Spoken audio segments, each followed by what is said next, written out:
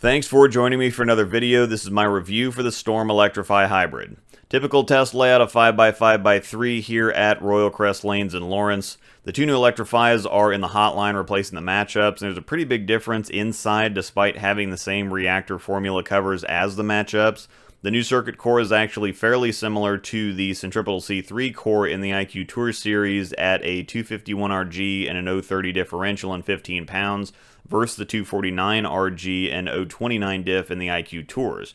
This is going to get the ball to roll sooner than the matchups, creating more stability in the mid lane and a controlled and consistent motion down lane. For the first 10 to 15 shots, it was a little sensitive, but that's to be expected right out of the box.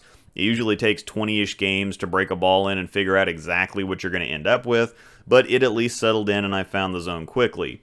It was hit or miss from straighter angles, mostly because it does want to roll early and I'm right on top of the bumper to the outside. The cover is fairly quick response. A couple board parallel move inside, found where it wanted to be. It's a clean and not quite angular, but decisive move on friction. I don't want to say sharp necessarily, more like crisp, but it's extremely readable. It glides and then has a defined move when it hits friction. It liked playing this little shim line the best. I'm not used to having a ball that holds this well in the middle on the left side and then checks this firmly down lane. The core helps it rev while the cover keeps it long up front. It's a nice little fade to the break point from here.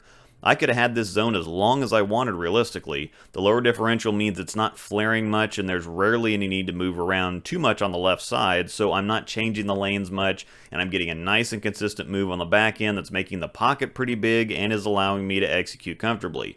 I decided to move in a little and open up my angles, and it didn't like that too much. It started going a little long and getting too soft, but I had about an arrow wide zone between second and third arrow where it was just fish in a barrel. Comparing it to the Electrify Pearl, the Pearl is actually a bit stronger, earlier, and rounder.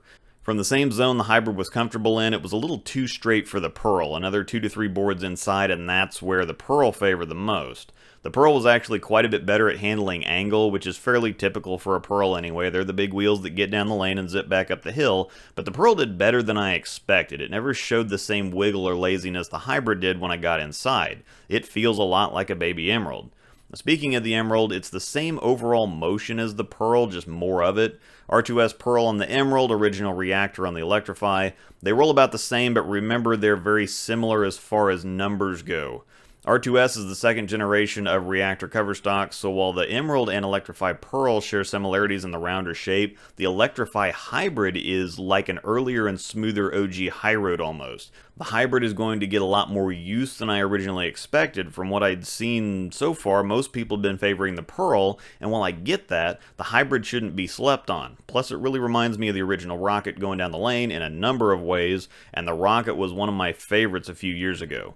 The Electrify Hybrid is out now. Thanks for watching, and may the strikes be with you.